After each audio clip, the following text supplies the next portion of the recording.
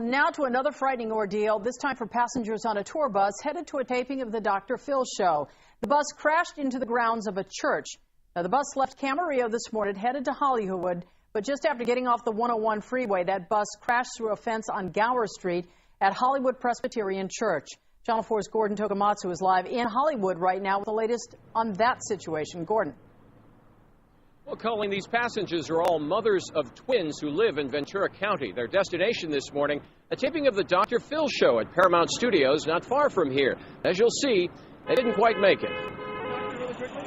Linda Zillish of Oxnard says everything was fine on the way to Hollywood. Tickets to the Dr. Phil show, a comfy chartered bus just for her and 40 other mothers of twins.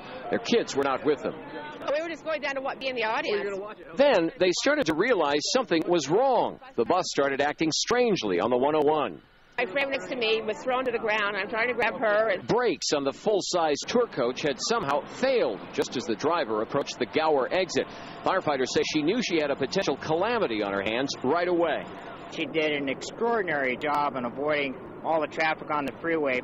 Gathering speed now down the ramp, the driver rear-ended a BMW, crossed Yucca Street, slammed through an iron fence, and nailed a giant pine tree. Her bus finally coming to rest just inches from an office building for Hollywood Presbyterian Church.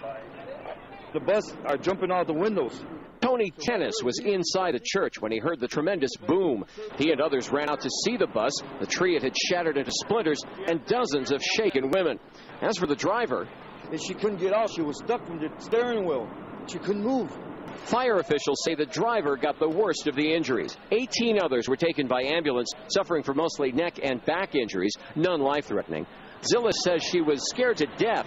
Not exactly the Hollywood thrill she'd been expecting, but certainly one she'll never forget. Once again, all of the injuries are expected to be recoverable. A spokeswoman for the Dr. Phil show tells us that all of the women are invited back for another taping, which is scheduled in January.